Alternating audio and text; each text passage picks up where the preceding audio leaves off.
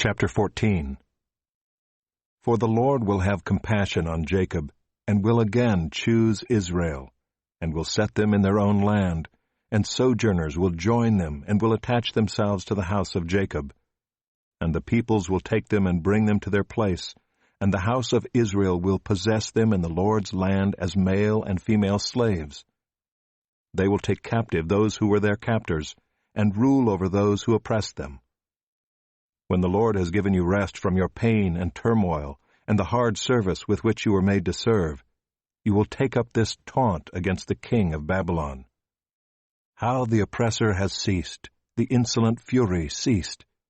The Lord has broken the staff of the wicked, the scepter of rulers, that struck the peoples in wrath with unceasing blows, that ruled the nations in anger with unrelenting persecution. The whole earth is at rest and quiet. They break forth into singing. The cypresses rejoice at you, the cedars of Lebanon, saying, Since you were laid low, no woodcutter comes up against us. Sheol beneath is stirred up to meet you when you come. It rouses the shades to greet you, all who were leaders of the earth. It raises from their thrones all who were kings of the nations. All of them will answer and say to you, You too have become as weak as we. You have become like us. Your pomp is brought down to Sheol, the sound of your harps. Maggots are laid as a bed beneath you, and worms are your covers. How you are fallen from heaven, O day star, son of dawn! How you are cut down to the ground, you who laid the nations low! You said in your heart, I will ascend to heaven. Above the stars of God I will set my throne on high. I will sit on the mount of assembly in the far reaches of the north. I will ascend above the heights of the clouds. I will make myself like the Most High. But you are brought down to Sheol, to the far reaches of the pit. Those who see you will stare at you and ponder over you. Is this the man who made the earth tremble, who shook kingdoms, who made the world like a desert and overthrew its cities, who did not let his prisoners go home?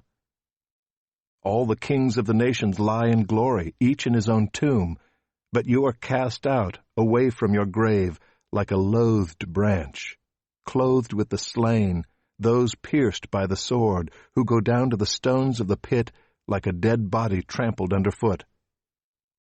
You will not be joined with them in burial, because you have destroyed your land, you have slain your people.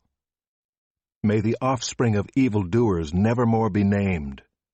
Prepare slaughter for his sons because of the guilt of their fathers, lest they rise and possess the earth, and fill the face of the world with cities. I will rise up against them, declares the Lord of hosts, and will cut off from Babylon name and remnant, descendants and posterity, declares the Lord. And I will make it a possession of the hedgehog and pools of water, and I will sweep it with the broom of destruction, declares the Lord of hosts.